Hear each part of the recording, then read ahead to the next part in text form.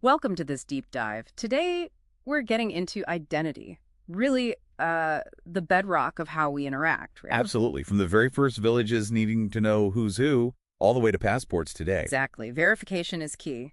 But the digital world, well, it's turned that basic need into something much more complex, a real battleground almost for your privacy, your data. Yeah, everything you do, online logins, purchases, even scrolling, it's tracked. It's monetized.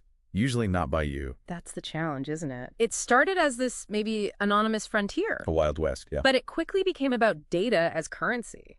And big companies hold the keys. A real power imbalance. It puts your authority, your autonomy online kind of at risk. So our mission today is to explore how digital identity is evolving. We'll go from those traditional centralized roots, Like your Facebook login for everything. right, to this potentially revolutionary idea, self-sovereign identity, or SSI. We need to unpack things like DIDs, verifiable credentials. Decentralized identifiers, VCs, yeah. Yeah. And account abstraction, AA.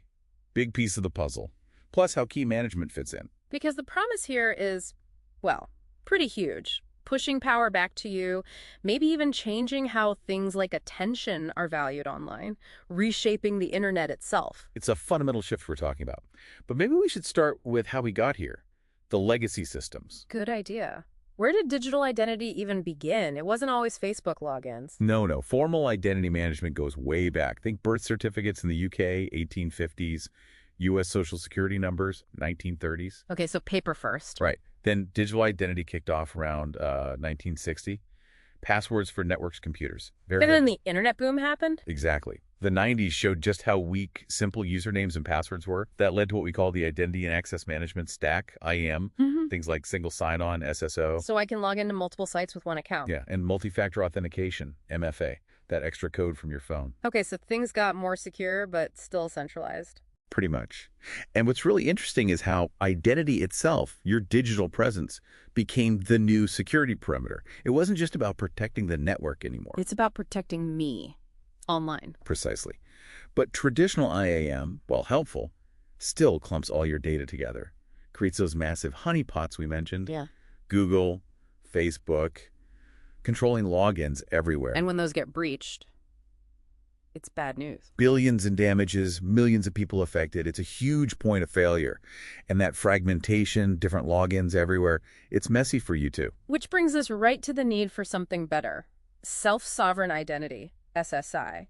You said it's more than tech, it's a philosophical shift. It really is. Instead of just like renting your digital identity from these big platforms. You own it, you're the sovereign. That's the goal. And the foundation, decentralized identifiers or DDs. Okay, break those down, DIDs. Think of them as like a digital fingerprint that you create and you control. Completely independent. Yeah. No central company issuing it. So not like an email address from Google. Exactly. And you can have multiple DDs. One for work, one for shopping, maybe one for social media. Keeps things separate, enhances privacy. Harder to link your activities unless you want them linked. That makes sense. And then you mentioned verifiable credentials, VCs. Right. VCs are like the digital tamper-proof versions of things you already have. Your driver's license, your degree, maybe proof of employment. But digital and secure. And crucially, you control them. The real magic is selective disclosure. Selective disclosure. Yeah. Imagine needing to prove you're over 18 online. With a VC, you could prove just that fact.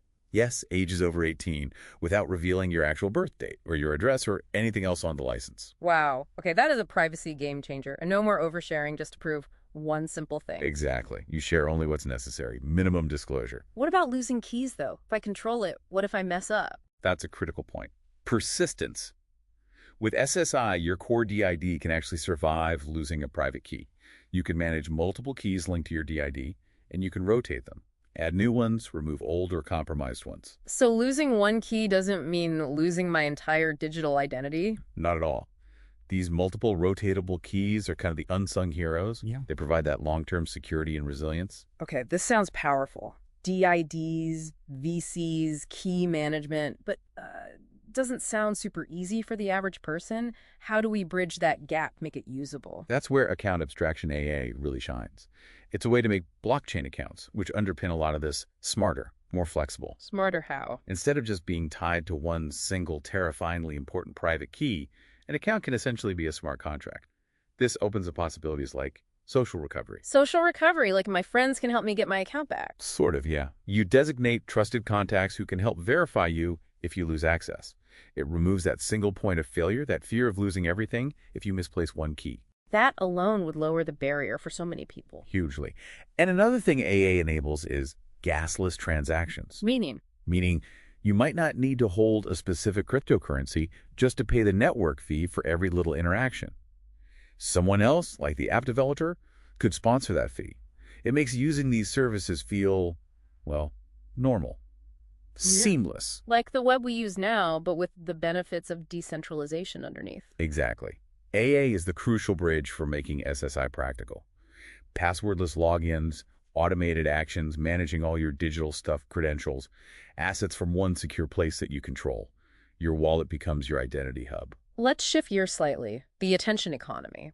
Right now, it feels like we're the product. Big platforms monetize our clicks, our eyeballs. That's the centralized attention trap, yeah. You generate the value, they capture most of it. How does this decentralized identity model change that? Well, first, with SSI, you own your data. That's fundamental. Then attention itself could potentially be tokenized. Tokenized, meaning Your engagement, your attention, could have direct transferable value back to you.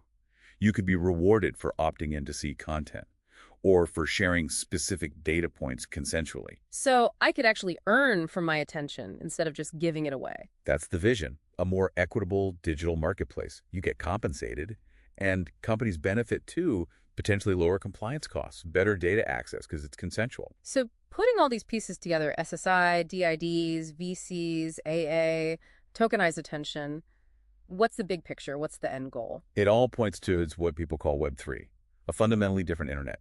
Decentralized, user-owned. Less reliant on those central giants. Right. Decentralizing data storage makes massive breaches harder. Privacy is enhanced by design. The internet basically grew up without a native identity layer. No built-in way to reliably verify people or organizations. Which led to, well, spam, fraud, phishing. All of it. Decentralized identity systems are trying to build that missing layer, building trust directly into the network's fabric. It sounds revolutionary, but are there hurdles? Challenges? Oh, definitely. It's complex technology. Educating you, the user, on how to manage your own identity securely is a big one.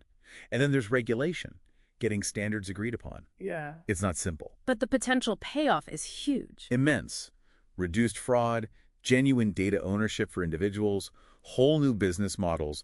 Analysts see this becoming a multi-billion-dollar market. So we've journeyed from paper records to centralized logins and now towards this sovereign, user-controlled future. It feels like the evolution is speeding up. It is. The combination of DIDs, VCs, account abstractions, smart key management, it's powerful synergy. It really changes how you interact with technology with your own information. It's more than just an upgrade, isn't it? It's fundamentally reimagining online trust and control. Completely. Redefining trust, security, efficiency. It's potentially a new era for digital life.